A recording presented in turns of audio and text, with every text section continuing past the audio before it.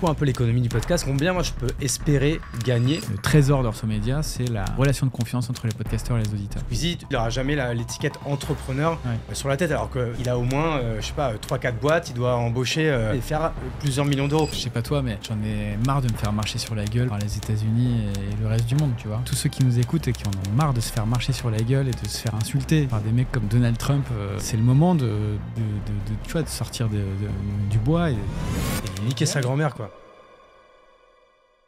Hop, c'est bon. Ça enregistre. Parce que du coup, on est en train de parler de ça. Vous êtes combien du coup chez Orso Média maintenant? Là, on est 6. 6, après 6 vraiment dans l'équipe. Après, on bosse avec pas mal de prestats.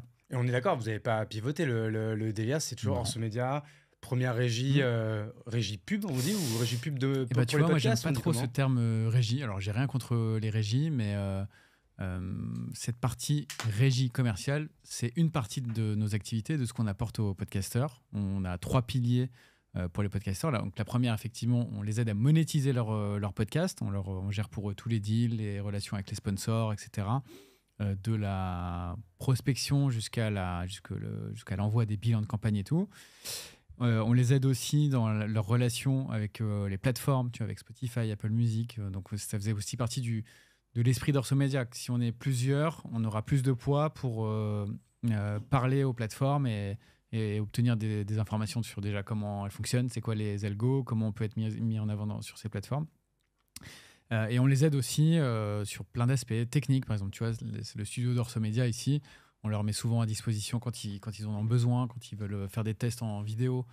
On leur met des moyens dispo en promotion, etc., etc. Donc, on fait pas mal de choses pour eux. C'est un mix plutôt entre agent et régie. Et après, j'ai rien contre le terme régie, mais publicitaire, j'estime qu'on fait pas de la pub. Nous, on fait plutôt du sponsoring, du parrainage, du partenariat, de l'ambassadeur. On considère nos podcasteurs comme des ambassadeurs.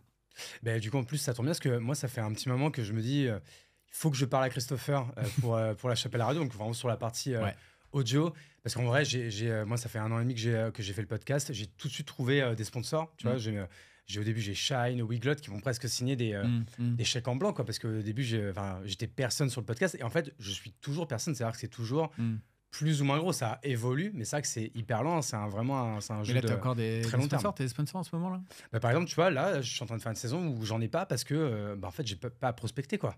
Oui, mais fallait qu'on s'en parle avant, Hugo. Mais du coup, c'est pour ça que je me suis dit, franchement, ça va être trop bien de le faire pendant le podcast, au moins comme ça, tu vas pouvoir faire un closing en direct. Donc, explique-moi du coup comment ça fonctionne demain. Je dis, vas-y, la Chapelle Radio, donc sur la partie vraiment audio, donc Apple Podcast, Spotify, Deezer. Et les autres, de toute façon, je crois que ces 3-là, ça doit être quoi, 97-98% du trafic. Qu'est-ce qu'après vous faites pour moi? Qu'est-ce que je dois faire? Et qu'est-ce que vous faites? Et c'est quoi un peu le partage? Déjà, ce qu'on va essayer de comprendre avec ton podcast, c'est à qui s'adresse, à qui tu parles. Tu vois, parce que finalement, ce qui va intéresser les sponsors éventuels, c'est qui écoute ce podcast. Parce que naturellement, ils ont envie d'avoir une couverture sur cible, comme on appelle, la plus optimale possible. Conto va pas être a priori intéressé d'être dans un podcast sur la pêche, parce que alors certes, il peut y avoir quelques entrepreneurs parmi les pêcheurs. D'ailleurs, j'adore la pêche. Voilà. Sortez avec la pêche, on adore ça. Voilà. Mais ils se disent, je vais faire une campagne et cette campagne va être écoutée par peut-être 10% des auditeurs de ce podcast qui potentiellement vont peut-être monter une boîte. Voilà, donc ils vont pas y aller. Donc c'est hyper important déjà de comprendre qui sont les auditeurs. C'est pas toujours évident parce qu'il n'y a pas beaucoup de data dans le podcast. Ce que j'allais te demander, comment on fait pour savoir ça? Comment on fait? Bon, déjà, il y a par le sujet, par la thématique du podcast. Bien sûr. Tu vois, chez nous, on a notamment Laurent Crête qui a un podcast qui s'appelle Le Panier, qui ne parle que d'e-commerce. Bon, tu sais que de fait, a priori, Shopify devrait être intéressé. Voilà, a priori, qui sont ces auditeurs? C'est quand même des personnes qui sont en responsabilité dans l'e-commerce, des directeurs marketing, des DG de DNVB, donc tu sais que de fait, de par le positionnement du podcast, tu vas t'adresser à une certaine partie une certaine typologie d'auditeurs. Après, sur des podcasts beaucoup plus gros comme Génération Do It Yourself, ça passe par des panels qu'on organise de temps en temps. C'est des sondages auprès des auditeurs pour comprendre qui ils sont, c'est quoi leur catégorie socio-professionnelle, est-ce qu'ils sont entrepreneurs, employés, indépendants, profession libérale, etc. Et ça nous donne quand même un bon aperçu. de qui ils sont. Donc ça, c'est la première chose. La deuxième qui intéresse les sponsors, c'est est-ce qu'il y a une affinité de valeur entre ce que partage le podcasteur, qui sont, je le rappelle aussi, des ambassadeurs / influenceurs. Est-ce qu'il y a une affinité de valeur entre ma marque, ce que j'ai envie de raconter, et ce podcasteur. Donc tu pourrais très bien avoir, si je reprends l'exemple d'une banque pro, te dire tiens, il y a ce tel podcast, il est énorme, on sait qu'il parle à 90% d'entrepreneurs, mais bon, sa façon de voir les choses, sa façon d'être, bon, on n'est pas totalement aligné, en tout cas, pas personnellement, mais en tout cas, il n'y a pas un alignement entre ce qu'il fait et les valeurs de la boîte, donc on ne va pas y aller. Et c'est là où c'est intéressant. Et on voit qu'on ne fait pas de la pub. Parce que la pub, finalement, tu t'en fous. Enfin, oui, tu passes sur TF1, toujours... tu peux aussi bien être écouté par des gens qui sont ton personnage que par des gens qui ne t'intéressent pas du tout. Il y a toujours ce qu'on appelle la brand safety dans la pub classique. C'est-à-dire que, par exemple, beaucoup de marques vont ne pas vouloir diffuser des campagnes ou parrainer des programmes qui sont un peu trash, qui parlent de violence, de sexualité, etc. Parce qu'ils ne veulent pas que leur marque soit associée à des contenus de ce type. Donc, c'est ce qu'on appelle la brand safety. Mais tu l'as quand même assez peu dans la pub, finalement, au sens classique du terme. Alors que nous, c'est quelque chose qui est quand même très important parce que toutes les campagnes qu'on fait sont dans la voix des podcasteurs. C'est le podcasteur qui engage sa recommandation, sa force de prescription. Et donc, il engage aussi la confiance qui s'est créée entre lui et ses auditeurs. Donc, c'est hyper important pour nous de préserver ce lien et de ne pas faire n'importe quoi. Sur un podcast donné, si on fait une campagne avec, je reprends encore un exemple d'une banque pro, en janvier, on ne va pas faire une campagne avec une autre banque pro en mars. Ouais. Tu vois, on n'est pas des girouettes. C'est-à-dire que si on vous dit en janvier que la meilleure banque pro, c'est A, on ne va pas vous dire un mois plus tard que non, en fait, la meilleure banque pro, c'est B. Tu vois, ça n'a pas de sens. Donc voilà. Ok, et ce qui va m'intéresser, puisqu'il va intéresser tous les gens qui ont un podcast, veulent faire un podcast, c'est quoi un peu l'économie du podcast ? Comment, du coup, avec ce système-là, je crois qu'il y a un système un peu au CPM, quoi, au coût par 1000 écoutes. Combien, moi, je peux espérer gagner ? Et c'est quoi un petit peu le partage là-dedans ? Alors, il y a plein de modèles possibles. Si tu veux, déjà, dans la grande famille des podcasts, tu as les replays radio et les podcasts natifs. Replay radio, c'est simple, c'est des émissions de radio live qui sont aussi disponibles en replay. Bon, ça, je le mets un peu de côté. Sur ce qu'on appelle les podcasts natifs, donc c'est des formats qui n'ont vocation à être diffusés que en digital et uniquement délinéarisés. Les radios en ont aussi. Les radios produisent aussi des formats qui ne sont jamais diffusés en radio, mais qui sont disponibles en natif. Sur ce game-là, et nous on est sur ce game-là, tu as un peu deux modèles. Avec un curseur qui va de A à Z. On va dire que A, tu as des podcasts de très grande écoute, très grosse audience, très grand public. Et donc, tu vas avoir un modèle justement où, comme tu ne sais pas vraiment qui écoute avec précision, finalement, c'est un pari à chaque fois pour chaque sponsor de faire des campagnes dans ces podcasts parce que tu sais que sur 1 million d'auditeurs, il y a peut-être 50 000 qui vont être dans ta cible. Tu vois. Et donc, forcément, tu vas avoir des prix au CPM qui vont être plus bas, mécaniquement. C'est quoi, on parle de quoi ? Moi, j'ai toujours entendu entre 50 et 90 euros. Alors, entre 50 et 90 euros sur du host-read, c'est-à-dire du sponsoring dans la voix du podcasteur. Après, ça peut être beaucoup plus bas si tu as des campagnes en programmatique. Ah, si tu mets par exemple la pub AXA au milieu de ton podcast ou quoi ?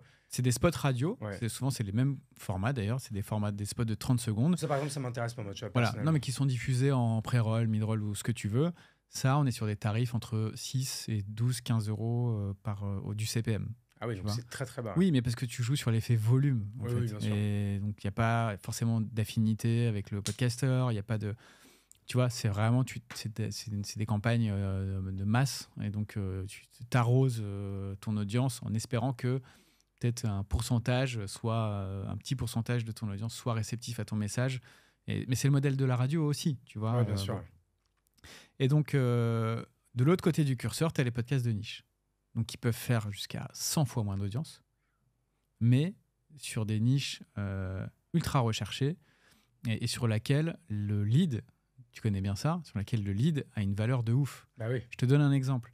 Tu as un podcast True Crime donc ultra grand public, qui fait énormément d'audience, mais super bonne qualité, etc. Je ne parle pas de la qualité des podcasts, là, mais voilà, lui, il va être sur un modèle à entre 10-12 euros du CPM, parce qu'encore une fois, tu ne sais pas vraiment qui écoute. Et à l'opposé du spectre, tu vas avoir des podcasts, je ne sais pas, je te dis n'importe quoi, sur le M&A, tu vois, un podcast spécialisé dans le M&A, c'est-à-dire fusion-acquisition d'entreprise ou de small cap, c'est-à-dire que c'est un podcast qui va parler d'opérations de fusion de boîtes de 2 à 10 millions d'euros. Ouais.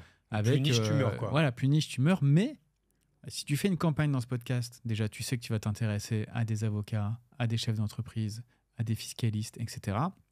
Et que si tu signes ne serait-ce qu'un client, enfin, en pourcentage du deal de M&A, machin, etc. Compagnie, donc, en fait, il te suffit d'un client pour rembourser ta campagne. Parce que ton activité, de fait, génère énormément de revenus. Et donc, c'est pour ça qu'on parle vraiment la valeur de ton audience. Elle peut aller d'un multiple de 1 à 1000 quasiment, tu vois. Donc, nous, on est plutôt sur le bout du spectre, tu vois, sur les podcasts de niche ou bien plus large, mais qui parlent à des entrepreneurs, des porteurs de projets, des décideurs et à des cibles grand public, mais finance perso. Donc des gens qui investissent leur argent, qui veulent savoir comment mieux épargner, comment avoir des meilleurs rendements, comment épargner comment investir dans l'immobilier, dans les cryptos, etc., etc. Nous, c'est vraiment notre game, c'est ça, c'est finance perso et entrepreneuriat. C'est deux thématiques, deux univers sur lesquels, traditionnellement, la valeur d'un lead est 10 à 20 fois plus élevée que sur le marché. Ce qui fait que nous, en termes de CPM, on est plus autour de 90 euros aujourd'hui. 90, voire 100, 120 euros, tu vois, même sur certains podcasts. Donc, on est sur une logique de CPM sur nos plus gros podcasts. Et sur nos podcasts plus niches, c'est compliqué d'être sur une logique au CPM parce que sinon, tu arrives à des CPM de presque 300 euros, tu vois. Donc, ça peut être compliqué à présenter comme ça. À la carte, quoi. Et c'est des packs où on essaie de dire, tiens, voilà, tu prends un mois de sponsor sur ce podcast. Et en plus, tu as une publication sur LinkedIn. On peut faire ça en plus, une activation sur les réseaux sociaux. On peut construire un peu de contenu ensemble, etc. Donc, tu vois, on essaye de construire des offres qui incluent pas mal de choses, finalement. Tu vois, moi, c'est limite cette dernière solution qui m'intéresserait le plus, mais je suppose qu'elle est peut-être un peu plus compliquée à mettre en place, non ? Non, pas forcément. On reste une petite structure et avec donc bien processé, donc tout est quand même bien cadré. Après, c'est sûr qu'on bosse avec beaucoup de podcasteurs. Ils ne sont pas tous aussi réactifs. Parfois, on leur court après pour récupérer des scripts de messages, de campagnes, etc. Tu n'auras pas besoin avec moi, t'inquiète. Mais in fine, ça va quand même assez vite, ouais. Bon, écoute, je t'écris ce soir et on lance ça avec tes équipes. Mais en plus, avec ton podcast, tu es totalement aligné avec nos thématiques. Donc, mais clairement, franchement, tu vois, j'ai voulu faire le grand et le faire tout seul. Encore une fois, ça marchait très bien. Mais c'est que, en fait, il ne faut jamais se relâcher, quoi. Donc, c'est pour ça que là, 2025, je suis dans un game où plus ça va, plus j'essaie de déléguer de choses. Et ça, du coup, ça va en faire partie. Tiens, les dernières choses, parce que c'est quand même important et c'est fondamental dans notre activité. Ça rejoint un peu ce que je disais tout à l'heure, mais on n'incite jamais un podcasteur à faire la promo d'une marque ou d'un service qu'il n'a pas validé lui-même, tu vois, avec lequel il a vraiment une affinité. Tu vois. D'une, parce que ça se sent tout de suite, tu vois, dans les messages, quand ça etc. pue la pub. Mais ouais, ça se sent quand tu lis un script que tu n'as pas toi-même écrit, quand tu crois même pas ce que tu dis, ça s'entend direct. Clairement. Et donc ça, la première chose. Deuxième chose, c'est qu'on a cette fameuse relation de confiance. Imagine, tu conseilles un truc merdique à tes auditeurs. Les auditeurs après payent un SaaS ou un truc, l'essayent et disent que c'est de la merde. Ça veut dire que ça jette le doute sur l'ensemble de ce que peut dire un podcasteur dans ses messages de sponsoring, mais aussi dans son podcast. Tu vois, ça veut dire que sa parole n'a plus beaucoup de valeur. Donc nous, c'est hyper important pour nous de préserver ça. C'est notre force, c'est le trésor d'Orso Media, c'est la la relation de confiance entre les podcasteurs et les auditeurs. Je te prends juste 1 minute pour te présenter mon nouveau partenaire que j'aime de ouf. C'est TheAssistant.com. Je te la fais courte. Il y a 6 mois, je commençais à être débordé. Je passais mes journées à jongler avec des factures, mes DM LinkedIn, réservations de train et j'en passe. Bref, tout sauf avancer sur mes vrais projets. Et là, j'ai découvert TheAssistant.com et je te promets, ma vie a véritablement changé. Dis-moi si tu te reconnais là-dedans. Tu veux tout faire toi-même parce que tu as peur de déléguer, tu as l'impression de perdre ton temps dans des tâches sans valeur et tu te demandes toujours mais comment je vais faire pour tout gérer. Alors reste avec moi, j'ai la solution pour toi et elle s'appelle TheAssistant.com. C'est comme ton super bras droit, il gère tout pour toi, toutes les tâches qui te bouffent du temps. Tes factures, tes relances clients, ta pré-compta ou encore ton community management, la planification de tes posts, les réponses à tes DM, la recherche de prospects, le setting et même les urgences spontanées comme prendre un billet d'avion, un billet de train, réserver un resto, rechercher un prestataire ou répondre à ce mail stratégique. Tu gagnes des heures et surtout tu gagnes en sérénité. Et crois-moi, après avoir testé, tu ne reviendras jamais en arrière. En plus, tu as 30% de réduction sur ton premier mois avec le lien qui se trouve en description. Donc tu n'as pas grand-chose à perdre, mais tout à gagner. Le lien est en description. Merci TheAssistant.com de soutenir la Chapelle Radio et bonne écoute à tous. Yes, et donc ça, c'est un peu on va dire votre business un peu historique. Ouais. Et avant de venir aussi à ce qui a vachement animé votre année 2024, parce que je te l'ai même pas demandé, et en plus on est chez toi, j'ai pris ta place. Donc déjà, encore une fois, merci pour l'accueil, Christopher. Ça me va bien. Est-ce que déjà aussi tu peux te présenter? Yes. Et après, j'ai évidemment envie de passer une grosse partie du podcast pour parler production, création de contenu, parce que vous avez quand même produit 2 énormes documentaires l'année dernière, et je crois que vous allez encore accélérer cette année, donc j'ai hâte qu'on parle de tout ça. Ouais, bah écoute, avec plaisir. Moi, c'est donc Christopher Siminelli. J'ai bossé un peu plus de 15 ans dans les médias plus traditionnels, presse, magazine spécialisé tech. Après, digital, radio, télé, parce que j'ai eu la chance de diriger notamment BFM Business il y a quelques temps. Et donc, j'ai quitté BFM Business il y a 3 ans et demi pour monter Orso Média. Orso Média, c'est donc avec Mathieu Stéphanie qui a créé le podcast Génération Do It Yourself, que beaucoup connaissent ici. Voilà, tout petit podcast. On l'encourage. Et c'est pour ça que j'en parle, c'est pour lui faire un peu de promo, il en a besoin. Ah ouais. Et donc on est parti d'un constat, c'est qu'on voyait émerger, notamment aux États-Unis et aussi en France, cette scène de la creator economy, des créateurs de contenu qui arrivaient à s'affranchir des médias traditionnels pour créer... faire porter leur voix, partager leur expertise, leur connaissance et arriver à la monétiser, mais vraiment big time. Et c'est quelque chose qui n'est pas nouveau parce qu'on a toujours eu des influenceurs, notamment dans le gaming, la mode, etc. Ce qui était nouveau, c'était qu'on arrivait à avoir des créateurs de contenu, y compris sur des sujets traditionnellement un peu boring, tu vois, le business, les finances, la bourse... Bon, tu vois, les gens qui te parlaient de ça jusqu'à il y a quelques années, là encore, c'était des gens en costard-cravate et des boutons de manchette sur des plateaux. Où, voilà, c'était quand même un milieu réservé aux sachants, tu vois, à ceux qui étaient dans le game. Et on a vu émerger aux États-Unis toute une scène de créateurs qui, en fait, sans complexe, s'appropriaient ces sujets. Et c'est fantastique parce qu'on se rend compte que c'est des sujets qui ne sont pas si compliqués que ça, qui peuvent être accessibles à tous, que tout le monde peut monter une boîte, que tout le monde peut investir un peu de son argent dans de l'IMO, etc. C'est pas réservé uniquement à ceux qui ont fait HSC, l'EDEC et compagnie. Et Mathieu, lui, il était déjà dans cette mouvance avec Génération Do It Yourself, qu'il a créé en 2017. Il a démontré que aussi en France, on était capable de faire et de l'audience et des revenus avec un podcast qui parle de ces sujets-là.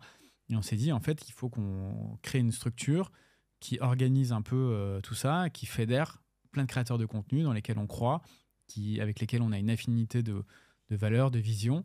Et tous ensemble, on va les aider à développer leur chiffre d'affaires, développer leur audience, leur empreinte et se transformer en des médias à part entière. Tu vois. Et ce que je dis là, ce n'est pas du tout une remise en cause des médias traditionnels. Moi, je suis moi-même abonné encore à des journaux, à des médias tradis. Je regarde encore de temps en temps BFM Business. Je suis abonné aux Échos. C'est un excellent journal, etc. Mais je trouve que c'est intéressant de faire émerger une nouvelle voix et une parole qui n'est pas forcément de journalistes, mais qui est de personnes qui ont des choses hyper intéressantes à raconter, à partager, comme tu le fais toi aussi, tu vois, avec tes différents canaux. Et en fait, ça moi, ce que je trouve intéressant là-dessus, c'est que aujourd'hui, ça paraît beaucoup plus évident. Ça l'était moins il y a 3 ans et demi, 4 ans, quand vous l'avez lancé. Tu vois, je ne sais même pas si en France, on parlait déjà de créateur économie. Ouais, c'est un peu pendant le... On a commencé à parler un peu d'économie des créateurs après le Covid, donc après le confinement de 2020. Et tu vois, même moi, une phrase que j'aime à dire, c'est que moi, tu vois, je suis dans un processus là où j'étais un entrepreneur qui crée du contenu. Et moi, ma volonté, c'est de devenir un créateur de contenu qui entreprend. Tu vois, par exemple, encore une fois, un step que je trouve que Matt a passé, tu vois, que récemment, alors qu'il a monté son podcast il y a 7 ans. Il le monétise depuis, il a monétisé comme assez vite. Presque 8. Ouais. Donc, tu vois, mais pourtant, c'était toujours un entrepreneur. Alors que maintenant, moi, quand je vois Matt, pour moi, je le vois comme un créateur de contenu, certes, qui est entrepreneur, parce que tu vois, l'un ne va pas sans l'autre. C'est comme les youtubeurs. Aujourd'hui, tu prends les Squeezie, les Mr V et compagnie et tout. C'est des putains d'entrepreneurs, quoi. C'est hyper intéressant ce que tu dis. Pourquoi ? Parce que finalement, qu'est-ce qui a fait que Génération Do It Yourself a cartonné ? C'est qu'il a invité des entrepreneurs et qui parlaient leur langage, tu vois ? Parler leur langage. Donc, quand tu parles de création de boîtes, de recrutement, d'impôts sur les sociétés, etc., en fait, lui-même étant entrepreneur, il sait de quoi le gars en face ou la nana en face lui parle, tu vois, parce que c'est aussi sa réalité. Ce même entrepreneur qui va être interviewé par un journaliste éco sur un plateau de télé ou radio pour parler de son activité, il se rend bien compte que le journaliste en face, il bite que dalle. Enfin, j'exagère un peu. Je suis un peu extrême. Désolé, mais on n'est pas du même monde, quoi. On sent que c'est un il connaît pas sa réalité. C'est quoi de recruter, c'est quoi de te faire des nœuds au cerveau, de pas dormir de la nuit parce que t'es à court de trésor. Enfin, tu vois ce que je veux dire, ces trucs-là, cette réalité, voilà, forcément, Mathieu, je pense que son podcast a cartonné parce que lui-même, il savait parler aux entrepreneurs parce qu'il connaissait leur réalité et leur monde. Et c'est pour ça que l'audience a grandi. C'est aussi pour ça qu'il a réussi à faire dire des choses à ses invités que ses invités ne disent pas forcément sur les plateaux parce qu'il y a cette relation de confiance. Et ils savent que tu peux dire ce temps posé, effectivement, tu n'es pas là 5 minutes sur un plateau et essayer de sortir la plus grosse punchline parce que c'est tout ce qu'on va retenir finalement de ton intervention. Et donc, c'est vrai que là, tu prends 2h30, parfois 3 heures, voire plus, avec un invité. Donc, tu prends le temps d'aller hyper deep dans les sujets. Donc, c'est ce qui a permis quand même à Génération Do It Yourself de ressortir dans un temps où, en parallèle, la confiance dans les médias traditionnels, c'est quand même a vachement baissé, malheureusement. Et moi, je suis quand même journaliste de formation et ça me désole. Mais il y a eu quelques histoires de quelques cas où, effectivement, certaines rédactions n'ont pas fait leur travail tout à fait correctement ou sérieusement. Et ce qui fait qu'il y a eu un doute qui a commencé à s'immiscer dans les consommateurs de médias traditionnels qui se sont dit, en fait... on va aller écouter des choses ou lire des choses alternatives qui sont produites par des gens crédibles parce qu'ils connaissent la réalité du terrain. Et donc, on va accorder plus de confiance finalement à ces médias-là. Donc, c'est une concomitance aussi d'événements dans un contexte qui a fait que les podcasts comme ceux de Matt ont réussi à émerger. Et maintenant, c'est vrai qu'il est créateur. Et les moyens aussi. Et les moyens qui ont été mis maintenant sur les podcasts, sur YouTube, qui font que les contenus sont de meilleure qualité qu'avant. Et qu'en plus, même la façon de consommer. Moi, quand tu regardes qu'aujourd'hui, pour moi, YouTube, c'est une chaîne de la télé.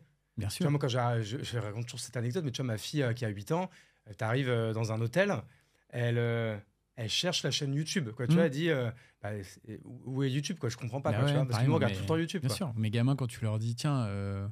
D'ailleurs, je leur dis jamais ça, mais je dis, tiens, ce soir, il y a tel film à 20h45, ils comprennent même pas de quoi je veux parler. Je dis quoi, mais un film à une heure fixe, précise, mais c'est remets quoi en arrière. Mais c'est le cinéma, c'est quoi en fait Non, ils comprennent pas. Pour eux, tout est délinéarisé. Bref, il faut dire aussi que le podcast, c'est simple à faire dans l'absolu. Tu vois, l'investissement nécessaire pour lancer un podcast, c'est 400 balles. C'est 2 micros, un Zoom. À l'origine, je veux dire en 2017. C'est rien, 400 balles. 400 balles, tu lances ton média, t'imagines c'était la même révolution qu'à l'époque où tu avais tous les blogs, où la question se posait déjà, où En fait, en tant que blogueur, tu pouvais créer ton propre média pour une licence blogueur ou WordPress. Clairement. C'est vrai que maintenant, le podcast game a beaucoup évolué. La vidéo est maintenant indissociable du podcast. Et donc, ça demande des moyens un peu plus importants aujourd'hui en 2025 qu'en 2017. Mais c'est ce qui a quand même permis l'émergence de toute cette scène du podcast en France. Et c'est intéressant ce que tu dis. Donc, moi, je suis créateur de contenu qui entreprend. Pourquoi finalement se dire que l'un prend le pas sur l'autre? Tu peux te dire, je suis créateur de contenu et entrepreneur. Tu vois, pour moi, tu peux être totalement les deux. Clairement, mais tu vois, quand tu te donnes la phrase, il y a toujours un avant. Tu vois, par exemple, encore une fois, je prends l'exemple extrême d'un Squeezie. Squeezie, il sera jamais vu, il n'aura jamais l'étiquette entrepreneur sur la tête, alors que Squeezie, il a au moins, je sais pas, 3-4 boîtes, il doit embaucher une centaine de personnes et faire vivre, je sais pas combien de personnes et faire plusieurs millions d'euros. Et pourtant, c'est un créateur de contenu et slash certains comme nous le voient aussi comme un entrepreneur. Mais c'est plus en fait sur la vision qu'ont les autres de moi et surtout même moi la vision de comment je me définis. Tu sais, moi ça fait 15 ans que j'entreprends. Pour moi entrepreneur c'est stampé quoi, je pourrais me le tatouer. Et là en fait c'est de plus en plus, moi quand je me pose beaucoup de questions, parce que je suis souvent en introspection on va dire, et tu sais des fois tu finis ta semaine, tu finis ta journée, tu sais, tu te dis mais voilà, est-ce qu'aujourd'hui j'ai fait des choses qui m'ont fait kiffer. Tu vois, aujourd'hui par exemple, je te le disais tout à l'heure, moi c'est une journée qui va être hyper intense. Parce que je me suis levé très tôt pour venir à Paris. Ce soir, je vais rentrer très tard à Bordeaux. Mais moi, c'est une journée que je kiffe parce que je vais enregistrer 3 épisodes, je vais faire une conférence.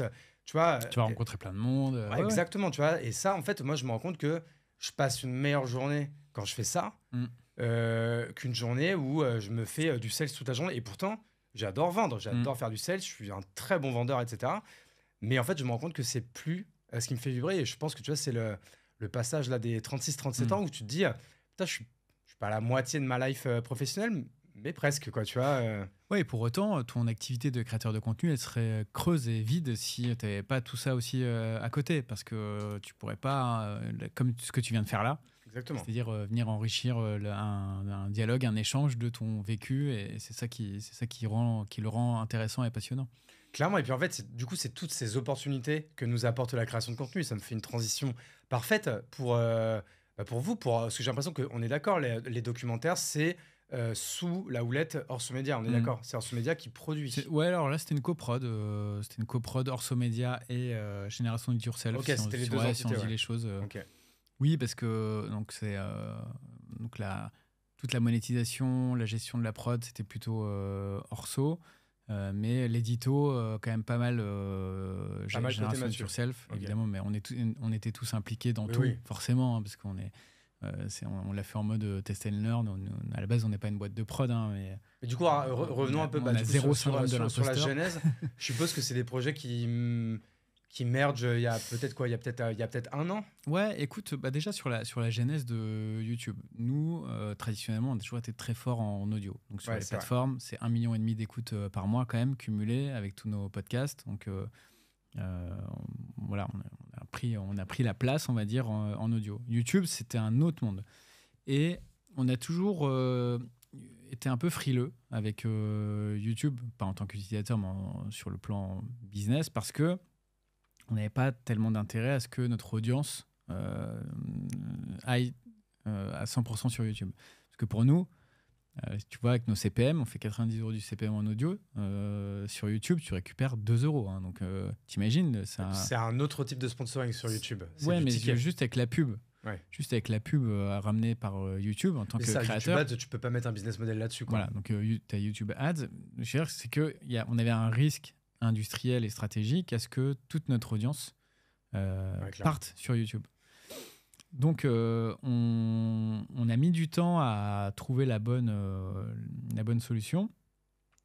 Et on s'est dit qu'on allait aller sur YouTube avec d'autres choses, tu vois, d'autres choses, des projets qu'on avait en tête. Enfin, en tout cas, si on devait y aller sur YouTube, c'était avec d'autres choses. On avait toujours ce petit truc en tête. Et donc, pour revenir sur ce projet GR20, donc moi, je suis né en Corse. Le GR20, je l'ai déjà fait plusieurs fois. Je pensais que tu avais un nom plutôt alsacien, mais ça, peut-être Corse, ouais, tu as raison. C'est ça. Simine Line. Ouais, c'est ça. Bref. Et je l'ai fait plusieurs fois, je kiffe ce sentier.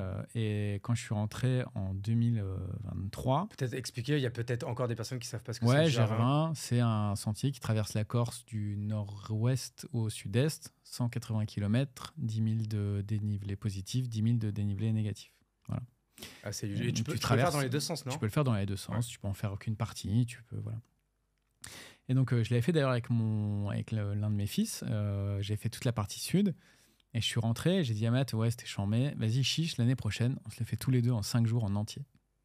Bon, il me fait, ouais, t'es un peu taré. À voir. Bon, au final, on se met d'accord sur 7 jours, ce qui est déjà pas mal.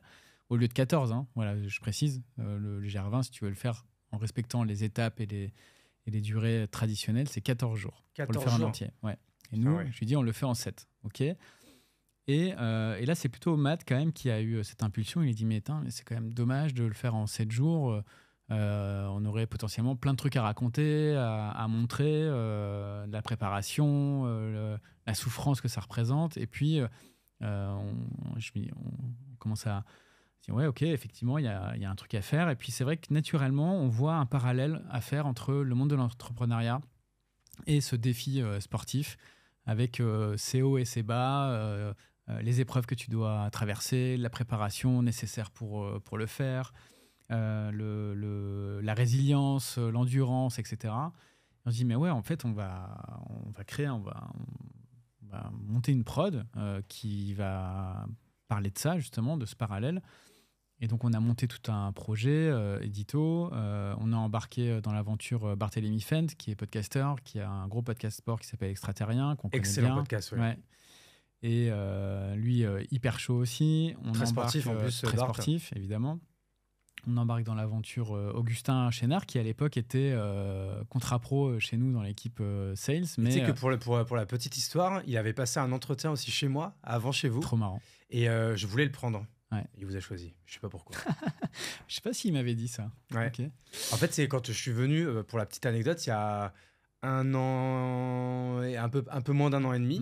Je suis venu ici, justement, comme je disais tout à l'heure, pour enregistrer avec Matt et mon associé Olivier. On avait enregistré avec Matt, évidemment, chez lui, quoi, dans son studio, et avec Olivier ici.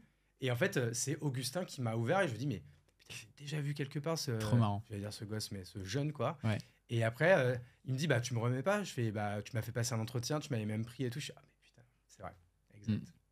Voilà, pardon.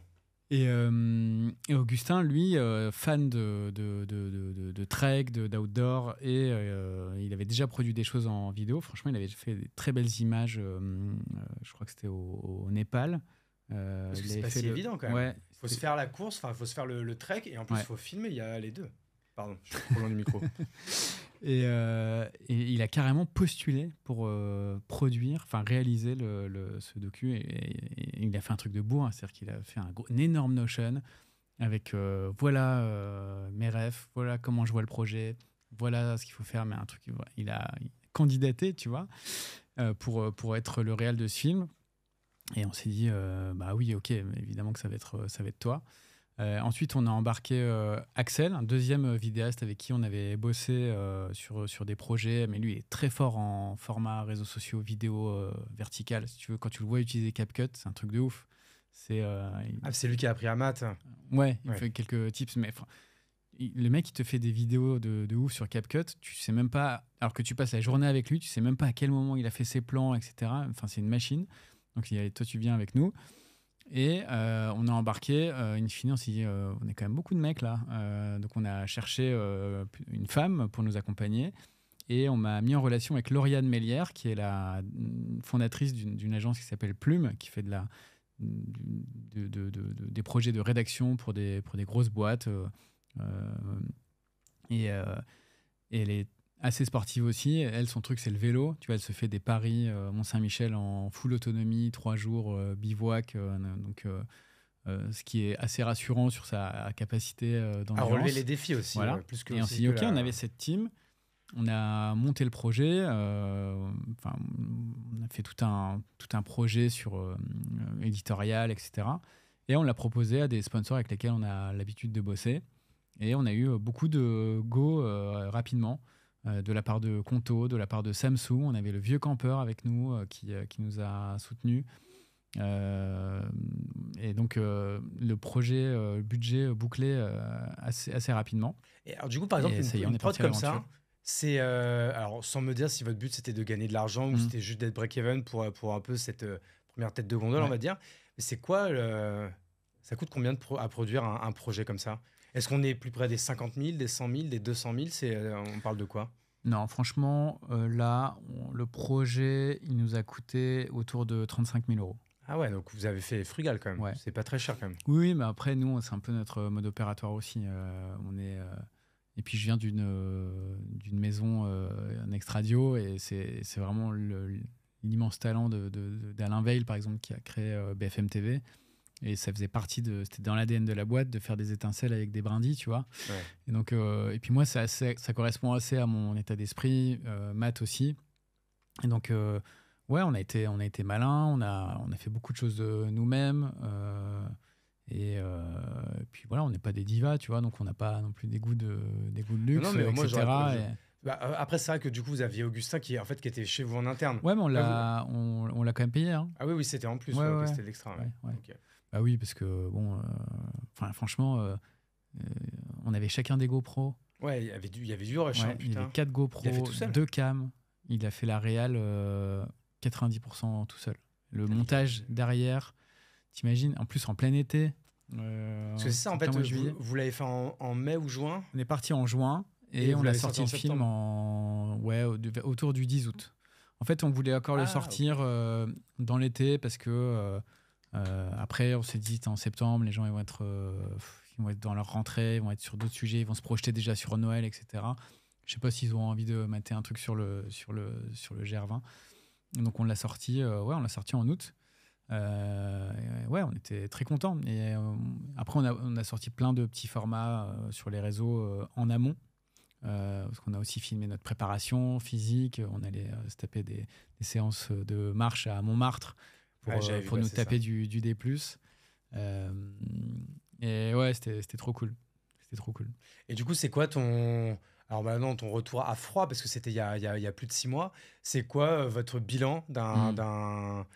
Est-ce qu'en fait, en gros, est-ce que vous l'avez fait plus pour le kiff et vous avez mis en fait du pro là-dessus pour limite dire bon, vas-y, c'était pas des vacances, même peut-être par rapport à vos familles ou quoi, ou alors vous vous dites, bah en vrai, putain, en fait, c'est notre kiff de relever des défis, d'en faire du contenu et du coup d'avoir un business model derrière. Est-ce que du coup, ça vous avez envie d'aller beaucoup plus loin et limite que ça devienne presque un peu votre métier, ou ça reste en fait une petite cerise sur le gâteau? C'est quoi, en fait, un peu de tout ça. Parce que l'une de nos boussoles avec Matt, c'est de kiffer ce qu'on fait. Vraiment de kiffer. Ouais. Et d'arrêter de faire des trucs qui nous saoulent. Alors bien sûr, je fais plein de trucs qui me saoulent. Tu vois, faire la compta, des factures, c'est pas ma passion. Mais je suis obligé de le faire. Mais essayer au maximum de mettre notre énergie créatrice dans des choses qu'on kiffe. Et là, finalement, ce projet, ça conciliait des choses qu'on adore faire, c'est-à-dire du sport, de l'outdoor, avec des sujets qui nous animent, l'entrepreneuriat, etc., cet état d'esprit un peu business. Et puis, la création de contenu, la distribution, la production, tout ça avec des marques. Donc, en fait, c'est juste un projet qui réunit tous les ingrédients de ce qu'on kiffe, quoi. Et c'est aussi une façon de porter des sujets sur l'entrepreneuriat de façon différente, les sortir encore une fois des plateaux de télé, des studios radio et des colonnes des journaux tradis, et de raconter tout ça de manière plus différente, plus divertissante, plus fun. Oui, c'est ça, en fait, c'est inspirer, éduquer, inspirer, éduquer et divertir. Ouais. C'est un peu les 3 mantras, et c'est souvent difficile de cumuler les 3, quoi. Et une autre boussole importante pour nous, c'est apprendre des choses et apporter des enseignements aux gens qui consomment ce qu'on fait. Et pas juste de l'inspiration, mais aussi des choses ultra concrètes qui peuvent s'appliquer directement. Et donc, le bilan sur cette prod, déjà, on est très content d'avoir réussi à la boucler, tu vois. Enfin, encore une fois, on n'est pas une boîte de prod de films. Et donc, quand je vois que beaucoup on galère avec des projets de docu, à boucler des budgets, trouver des financements, des subventions, etc., nous, finalement, c'est une vraie fierté de nous dire qu'on a réussi à le faire en étant break-even sur un projet sur lequel on a vraiment kiffé. Donc ça, c'est une vraie satisfaction. Vraie satisfaction aussi d'avoir remonté cette équipe qui finalement a bien vécu ensemble et c'était très cool. Même trop, on s'est dit avec Matt, c'est dommage, j'aurais ajouté un peu de piment dans le film, qu'il y ait des plus de clash. Ouais. Il n'y en a eu aucun. Non, c'est vrai qu'on en parlait un peu avant d'enregistrer, le fait de l'avoir séquencé en 3 épisodes, avec du recul, peut-être qu'on aurait dû le faire en un seul épisode de 55 minutes, mais comme je t'ai expliqué, la raison de le scinder en 3 épisodes, c'était qu'on s'est dit, c'était que on aurait peut-être du mal à embarquer des gens dans un gros film de 55 minutes alors qu'on est des nobods sur YouTube que personne nous connaît. Parce que c'est quoi, 3 épisodes de 20 minutes? 3 épisodes de 22 minutes, un truc comme ça. Ouais. Vous aviez plus d'1 heure de format, quoi. Ouais. Et sachant qu'à l'époque, Kaizen n'est pas encore sorti. Enfin, c'est en fait, mine de rien, pareil. Les 6 derniers mois de 2024, je trouve, nous ont fait passer dans une nouvelle sphère au niveau de YouTube. Et en fait, c'est pas encore une fois ce qui paraît évident maintenant. Parce que pareil, j'arrive et je te dis, franchement, pourquoi vous n'avez pas fait en une seule vidéo? Mais à l'époque, c'était l'été dernier, quand j'ai vu en 3 épisodes, je me dis, écoute, pourquoi pas en vrai. Ça faisait en plus un épisode par sponsor, je crois. Enfin, c'était assez logique en plus, quoi. Ouais, ça c'était le hasard un peu des intégrations, mais puis on s'était dit aussi un peu naïvement, si on fait 3 épisodes, on fera 3 fois plus de vues, tu vois. Parce qu'une même personne va regarder 3 vidéos, là où avant elle en regardait qu'une. Mais comme tu as un peu d'attrition, finalement, c'était pas forcément un bon pari. Mais voilà, c'est un peu aussi notre état d'esprit. On est en mode test and learn, on a appris. Et notre projet d'après, on l'a fait en un bloc d'un peu. Meilleure transition, parce que le projet d'après, on sent que même en termes de prod, déjà en termes de projet, les États-Unis, c'est un peu plus loin que la Corse. On n'est pas sur la même logistique. Et puis même là, le docu, il fait plus d'1 heure, non? Il fait 1h10, un truc comme ça. 1h10. Ouais. Et vous n'avez pas sorti aussi après d'autres contenus un peu parallèles, un peu satellites? Du docu? Ouais. Si, alors il y a alors peut-être pour reparler de ce docu. Ouais, pardon, c'est ça que je fais comme si tout le monde connaissait, mais je pense que beaucoup de gens ont vu, parce que là, vous êtes, quand on se parle, on est fin janvier, vous êtes à plus de 100 000 vues. Ouais, là. 110, je crois. C'est pas mal. Et non, alors ce projet, il est parti de la dissolution de l'Assemblée nationale par Emmanuel Macron. D'ailleurs, je pense qu'on a commencé à en parler aussi quand on était en Corse, et puis en revenant avec Clémence et tout. Et la réflexion qu'on s'est faite, c'est un truc de ouf. Parce que justement, je lisais les Échos à ce moment-là, et je vois le moral des entrepreneurs français qui perd, 10-15% suite à la dissolution.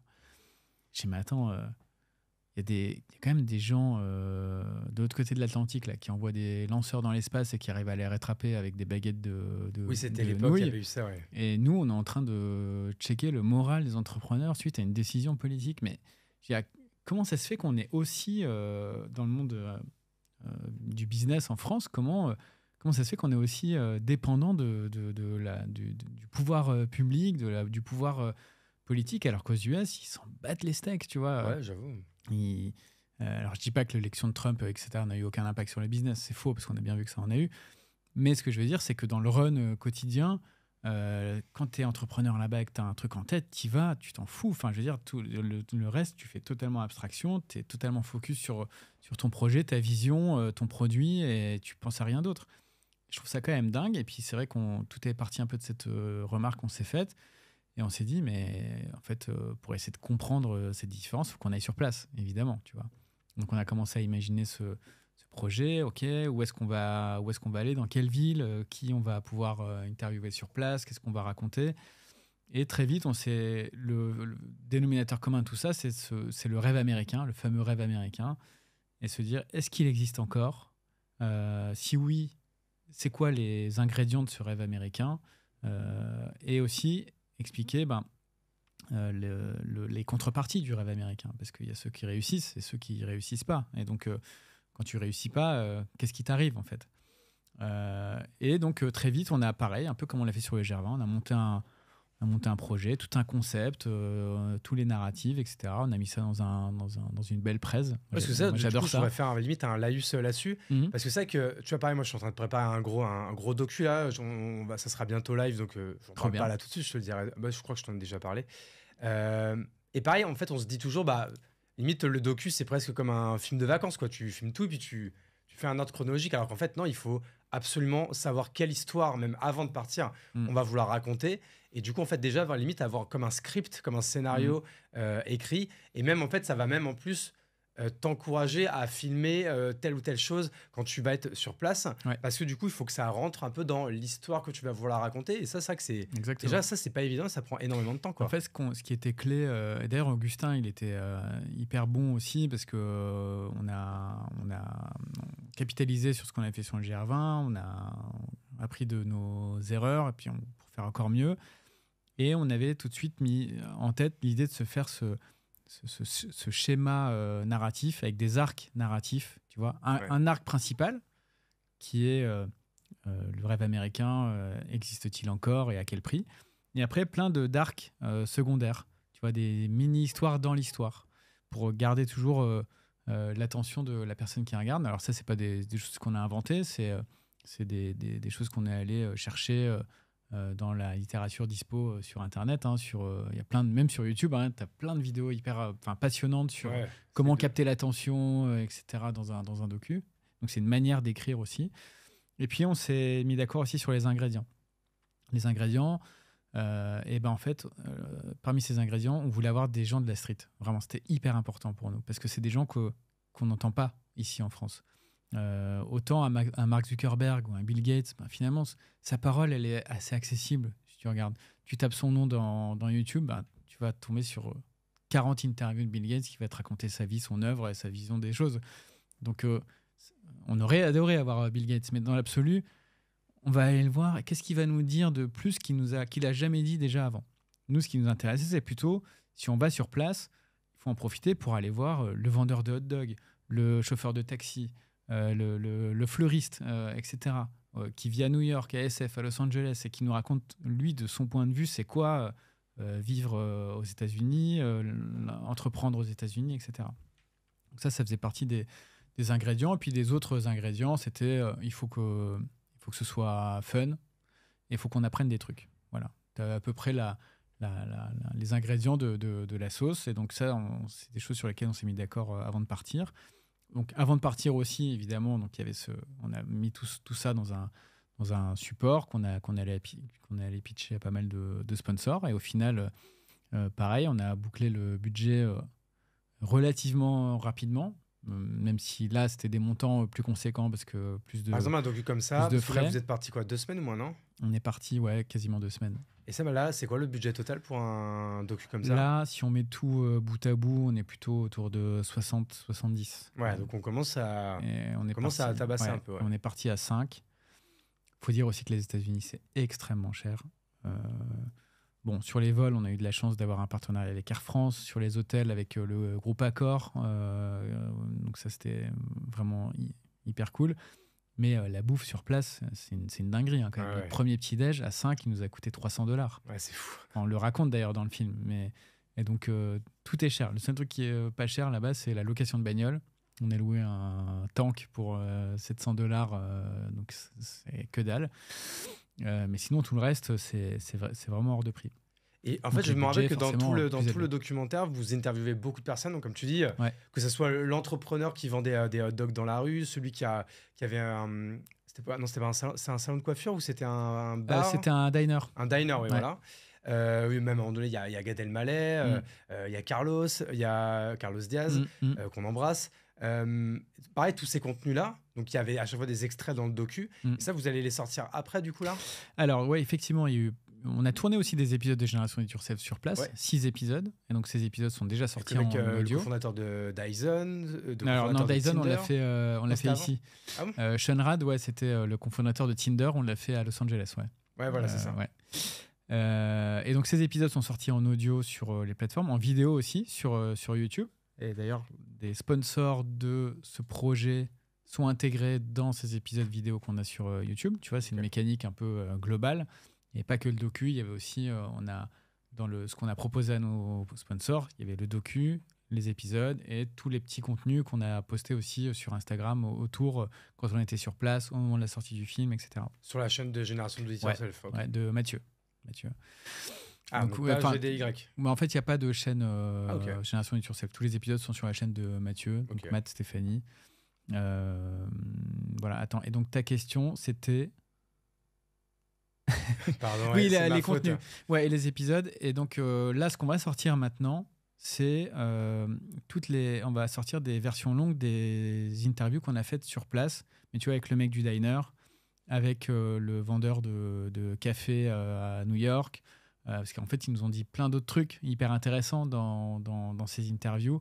Et on a à chaque fois sélectionné un petit bout, mais c'est normal, hein, c'est le cas de plein de docus. Et donc là, on va sortir dans les prochains jours c'est les versions longues de ces entretiens. Ok, et pareil, donc il y avait Gad Elmaleh, il y avait Carlos Diaz, il y avait... il y a déjà des épisodes, je crois, qui sont sortis, là. Vous aviez le mec de Y Combinator aussi. Oui. L'ex-CEO d'Algovia, je crois, c'est ça. J'ai plus son nom en tête, donc français, qui fait partie de l'équipe de sélection des startups à Y Combinator. Ouais. Et là, du coup, pareil, c'est quoi, comme tout à l'heure pour le G1, c'est quoi un peu ton bilan, là, du coup, sur ce docu? Je sais pas, vous sentez que vous montez en puissance, mais par rapport quand même au temps que ça prend, à l'énergie que ça prend, parce qu'après, maintenant, si vous voulez passer, on va dire, un peu la passe de 3 et même, encore une fois, l'installer, là, il va falloir, de toute façon, dans tous les cas, il va falloir un vrai business model, puisque le temps que vous allez passer là-dessus, vous n'allez pas le passer aussi sur vos autres business. Ou est-ce que c'est pas grave? Enfin, en fait, en gros, vous êtes dans quel état d'esprit là? Bah, écoute, déjà pour répondre à la première question, un premier conseil que je peux donner, c'est sur tous ces gros projets-là, faites un post-mortem. Ça peut paraître évident, mais c'est hyper important. Donc en gros, c'est une fois que tout est bouclé, tout est livré, voilà, vous avez tout sorti, vous réunissez et chacun donne son feedback positif comme négatif. Enfin, négatif, il n'y a jamais de feedback négatif, il n'y a que du feedback. Et donc ça permet de prendre en compte ces retours-là sur les prochains projets. Quelques éléments du post-mortem qu'on a fait là, c'est de se dire... qu'est-ce qu'on s'est dit? C'est con, c'est un truc technique, mais par exemple, on n'avait pas d'ingé son, enfin, de preneur de son. Et c'est vrai que Augustin, lui, il est très fort en vidéo, mais le son, c'est un métier à part entière. Et peut-être qu'on aurait dû, filer la prod à un ingé son pour qu'il refasse un mixage ultra propre, parce qu'on se rend compte, on a fait une projo chez We Are il y a 10 jours, et là, sur un gros système son, et on s'est rendu compte à ce moment-là qu'il y avait des problèmes parfois de volume. Vous avez tous quoi, des micro-cravates? En fait, il y avait plein de sources de sons différentes. Tu avais les micro-cravates, tu avais les micros sur les cams en prise directe. Parfois, tu avais des sons, comme on a récupéré des extraits de podcasts donc avec des SM7B comme ça. Donc, on a plein de sources de sonores différentes. Et puis, parfois, des prises dans la rue avec des bagnoles qui passent derrière, etc. Donc, on a un peu boosté la piste de la voix pour qu'elle ressorte mieux. Mais du coup, on entend quand même aussi vachement les sons derrière. Donc, ça, c'est un premier truc. On s'est dit aussi que il fallait qu'on prenne en compte dès le départ tous les petites vidéos de promo, tu vois, toutes les vidéos verticales qui font la promo du docu. En fait, on a eu tendance à les préparer un peu tard, tu vois. Okay. Ou même de prendre dans ce que vous aviez. Ouais, en fait, en vrai, ça se prépare un peu. Et on les a trop rushés. Ouais. On aurait dû se dire dès le départ, même un mois et demi avant la sortie, tiens, telle séquence, ce sera génial pour de la promo, telle séquence, etc. Et avoir, tu vois, un stock de 8-10 vidéos verticales qui nous permettent de continuer à communiquer sur les réseaux, sur le film, la découvrabilité pour le docu, et un lien et générer de l'envie. Il y a ça, il y a la Minia aussi, on l'a faite un peu en last minute. Bon, elle était OK. Hein. On a fait appel à les youtubeurs, genre, je sais pas si tu avais vu un peu... tu sais, ce truc qui avait leaké là, de MrBeast ou quoi. Ah, oui. En fait, de toute façon, tu le vois, hein, ils font les trucs. Il y a un passage à un moment donné, c'est passage Minia, quoi. En fait, la Minia, on prend pas une capte écran du truc. En fait, on sait exactement avant la vidéo quelle va être la Minia. Ouais. Et tu vois, maintenant, alors moi, je le fais toujours pas, mais c'est dans ma to-do de dire maintenant, dès que je fais un contenu YouTube, il faut que je pense la Minia et le titre avant de créer le contenu. Ouais. Tu vois, là, nous, on fait l'épisode de podcast. J'aurais dû, normalement, arriver en disant la Minia, ça va être quoi? Même si, encore une fois, nous, c'est un podcast, c'est un peu différent, mais au moins, quand même, réfléchir même déjà au titre. Et en fait, après, du coup, comme j'ai le titre en tête, et du coup, ça va influencer la manière dont je vais poser les questions parce que je vais vouloir, en fait, respecter la promesse du titre. Alors qu'en fait, aujourd'hui, moi, je le fais dans l'autre sens. En fait, on fait les trucs qu'il faut faire au début, on le fait à la fin, quoi. Ouais, totalement. Et quand tu sais à quel point la Minia est stratégique sur YouTube. J'ai mis 1 an et demi à mettre quelqu'un dessus, moi. Je le faisais moi sur Canva et je prenais une capte écran de toi, une capte écran de moi, mon logo au milieu, ton blaze avec le numéro, mais en fait, juste les gens ne cliquent pas, quoi. Mais visuellement, c'est OK, c'est propre, mais oui, ça suscite aucune curiosité, aucun intérêt. Et donc, on a quand même fait appel à une Minia Maker qui nous a fait un super taf, mais on l'a fait à l'arrache, tu vois, on l'a fait 4 jours avant la sortie. Et parce c'est pas encore notre game principal, YouTube, tu vois. Donc, et donc, voilà, ça, on se l'est listé. On sait que sur les prochains projets, on le prendra en compte. Il y a ça. Et puis après, sur la partie business model, alors oui, ça nous a pris du temps, de cerveau, du temps physique. Mais déjà, on a gagné quand même un peu d'argent avec ce projet. Et c'est de l'investissement qu'on fait. Dans votre personal brand. C'est ça, sur YouTube, sur la plateforme, montrer qu'on ne vient pas sur YouTube en touriste et qu'on a vraiment des ambitions en vidéo. Montrer aussi à d'autres sponsors ce qu'on est capable de produire, ce qu'on est capable de faire, générer de l'envie chez eux. Fais ton book, quoi. Générer des discussions. Tu vois, on a fait cette soirée chez We Are qui était trop bien. On a projeté le film devant une centaine de personnes. On a eu énormément de messages. Ça a généré 1 million de discussions derrière. Donc, voilà. Et donc, évidemment qu'on va continuer à faire du podcast. On sait faire et on va continuer à le faire aussi bien et toujours mieux. Mais nous, la vidéo, ça nous permet d'aller explorer d'autres territoires, d'aller toucher d'autres audiences. Parce qu'il y a un truc qui est juste arithmétique. Aujourd'hui, en France, en Europe et dans le monde, il y a beaucoup plus de personnes qui traînent sur YouTube que sur les plateformes d'écoute de podcasts. Donc, si nous, on continue à ne faire que du podcast, on va continuer à ne parler qu'aux personnes qui sont déjà familières avec le podcast. YouTube, ça nous permet d'aller montrer ce qu'on a envie de dire et de leur faire entendre ce qu'on a à dire auprès de personnes de nouvelles personnes, tu vois. Donc c'est vraiment du développement d'audience et de la croissance d'audience. Ah, mais ça à 1000%. Et donc du coup, c'est quoi les projets là pour 2025 Bah, écoute, sachant que le podcast là, il peut sortir quand tu veux. Donc s'il y a des choses que je sais pas, vous allez annoncer en mars, assez naturellement, évidemment qu'on va remettre le couvert en 2025. Il y aura forcément un projet, une prod plutôt sportive. On ne sait pas encore quoi, mais on va essayer d'avoir les mêmes ingrédients, c'est-à-dire quelque chose qui soit challenging et qui soit aussi dans notre univers d'expression, donc l'entrepreneuriat, le business. Voilà, il y a un autre projet plus étonnant. Je ne veux pas trop en parler, mais du côté de Matt. Il y a potentiellement un projet comme celui qu'on a fait aux US, mais ailleurs. Je dis pas qu'on va aller là-bas. D'ailleurs, je sais même pas si moi j'en serais, parce que moi je suis un associé de Matt et on est potes, mais je suis pas condamné. On n'est pas condamné à partir tout le temps ensemble. Il n'y a pas de sujet. Mais c'est vrai que c'est quand même très intéressant de voir comment on fait du business en Chine, notamment, tu vois. En Chine ou à Hong Kong, c'est encore totalement différent de l'Europe, totalement différent des États-Unis. Et après, on a aussi d'autres projets de prod avec d'autres podcasteurs. C'est ça qui est intéressant, c'est que maintenant qu'on a expérimenté ça avec Mathieu, moi j'ai très envie de faire des choses avec d'autres podcasteurs, notamment Adrien Garcia qui a The Bold Way, qui est un très gros podcast ancien entreprendre dans la mode. Ancien entreprendre dans la mode.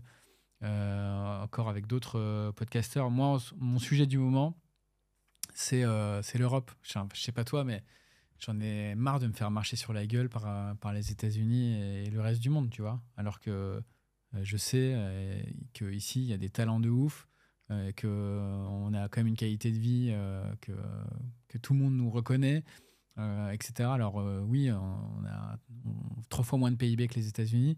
Mais si on regarde d'autres indicateurs sur l'espérance de vie, la santé, l'art de vivre, le moral, putain, mais on les déboîte en fait, tu vois.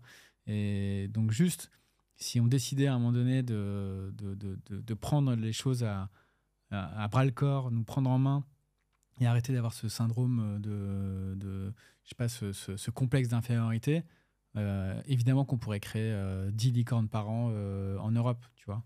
Et ça fait pas. C'est des sujets qui me travaillent beaucoup en ce moment.